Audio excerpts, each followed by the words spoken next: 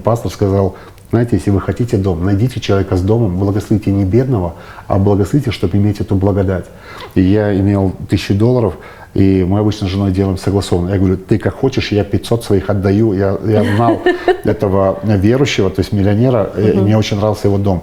Она выбрала еще двоих с 2 других стран. И мы эту 1000 сразу отдали, чтобы нам не показалось, что это сатана, отойдет меня сатана. Знаете, как люди получают откровение. Не начал колебаться потом, да? Я сразу это сделал. И буквально в марте мы провели прекрасную конференцию в Израиле. Уже в августе мы заехали в свой дом. Без ипотеки, без ничего. Но вначале было откровение в сердце. Не откровение, сказал мой друг, апостол, пророк сказал: ребята, я начал строить пандемию. Говорит, если вы хотите, вы возьмите эту благодать, но заплатите.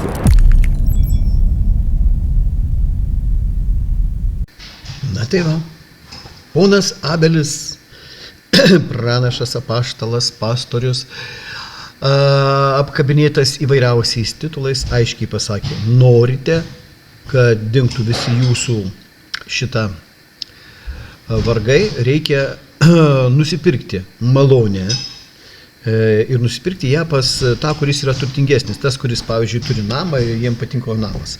Tai vat, šiaip ir aš turiu namą ir nemažą. Galite ir man sumokėti kokį 1000 eurikų. Na, o ten toliau Dievas jums atiduos.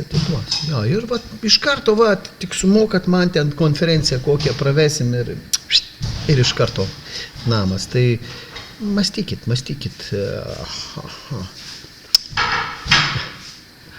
O jei rimtai, nu, kiek galima lohinti žmonės? Visa Biblija rašo, kad našlaičiam, našlėm, ateiviam, stokojantiems. Tiek daug vietų, tiek Senajam, tiek Naujajam testamente mes matom, kad nebūtų našlių, kad jos netrukdytų ir taip toliau. Aš nežinau, pasiimat, nu niekur tokio nėra, tokio briedo, kad reikia pirkti malonę. Malonė tai yra dovana ir pasirodo, ją reikia pirkti. Nu iki kokio lygio, suprantat, nu kaip, atrodo, taip elementariai iškraipo Bibliją, bet tinka žmonėms, kiti aleliuja ir neša tuos 1000, nu tai aišku, kad jie ir susirenka savo namus tokiuose konferencijose. Žmonės, nebūkit kvailiai, neduokit jiem pinigų ir pamatysit, vienu žodžiu, duokit geriausiai, sakysim, tiem, kuriem parašyta Biblijoje, tai yra stokojantiems. Ir jeigu jūs duosit stokojantis, pamatysit, tikrai Dievas atlygins, nes tai yra pasakyta, kad jei jūs duodat būtent bažnyčiai, tai yra bažnyčia, tai yra stokojantiems broliams, našlėm, našlaičiam, tada ir Dievas jums atlygins. Va čia yra tikrai, tai aš pats asmeniškai pergyvenu.